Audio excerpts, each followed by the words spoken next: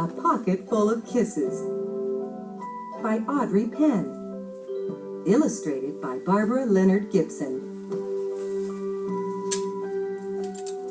When you hear this sound, it's time to turn the page.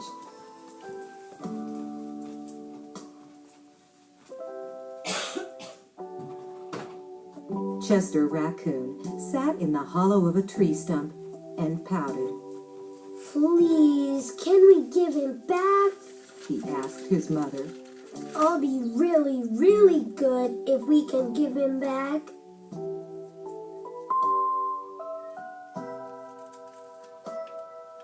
Mrs. Raccoon smiled tenderly. You're already really, really good, Chester. But I'm afraid no matter how good you are, we can't give him back. Besides, I thought you liked having a little brother.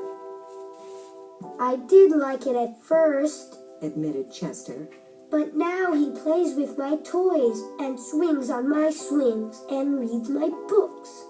Then he pulls my tail and talks to my friends and follows me everywhere I go.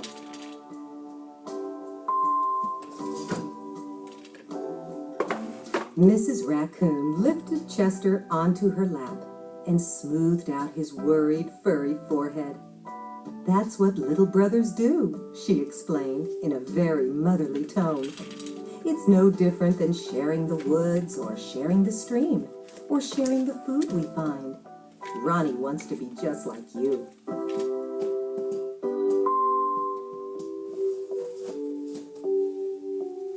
Mrs. Raccoon placed Chester on the ground and smiled at him with the soft, loving eyes he knew so well.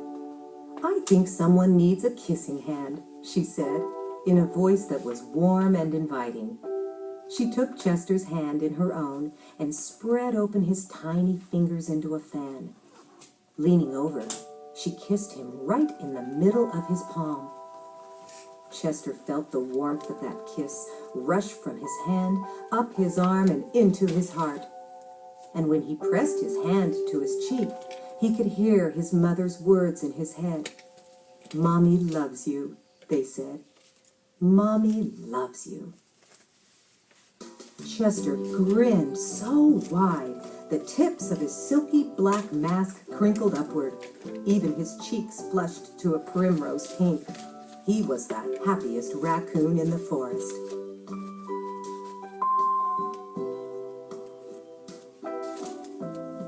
Then, in the blink of a moment, all the joy went out of the little raccoon.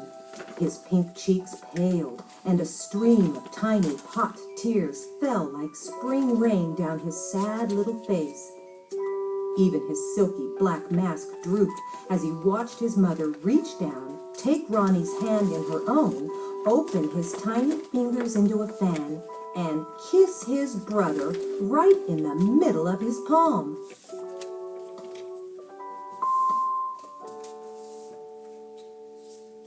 That was my kissing hand, Chester gasped, in the saddest voice his mother had ever heard.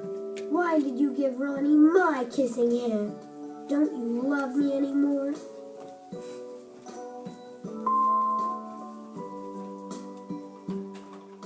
Oh, Chester, cried Mrs. Raccoon, of course I love you.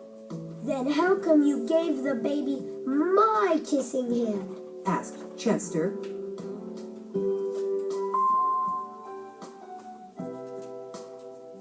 Mrs. Raccoon gathered Chester up in her arms and gave him a great big comforting hug. I would never give Ronnie your kissing hand, she assured him gently. That was his kissing hand. Now you each have one of your own.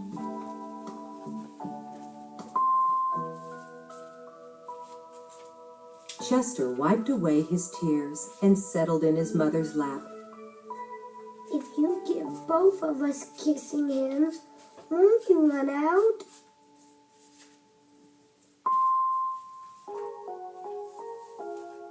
Mrs. Raccoon laughed. Would you like to hear a story? She asked Chester.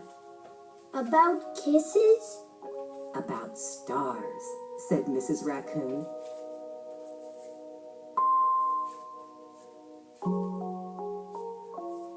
every night, just before the sun goes down, it reaches out with its rays and touches every star in the universe. One by one, the stars light up and shine down upon us. Even on nights we can't see the stars, they're up there sparkling away. No matter how many stars fill the sky, the sun will never run out of light, and its rays will never stop reaching out to them. That's the way it is with kissing hands.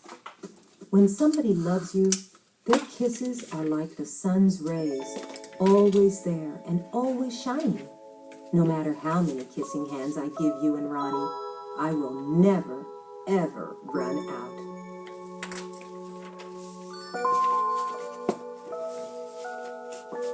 But you are right about one thing, Mrs. Raccoon told Chester. Ronnie's big brother widened his eyes and looked surprised. What's that? He asked his mother.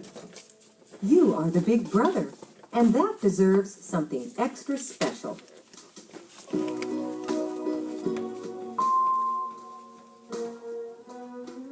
Mrs. Raccoon put Ronnie on a swing, then took Chester's right hand in hers and spread open his tiny fingers into a fan. Leaning over, she kissed him right in the middle of his palm.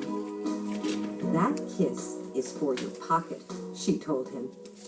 Take good care of it and keep it as a spare. You never know when a big brother might need a little extra care.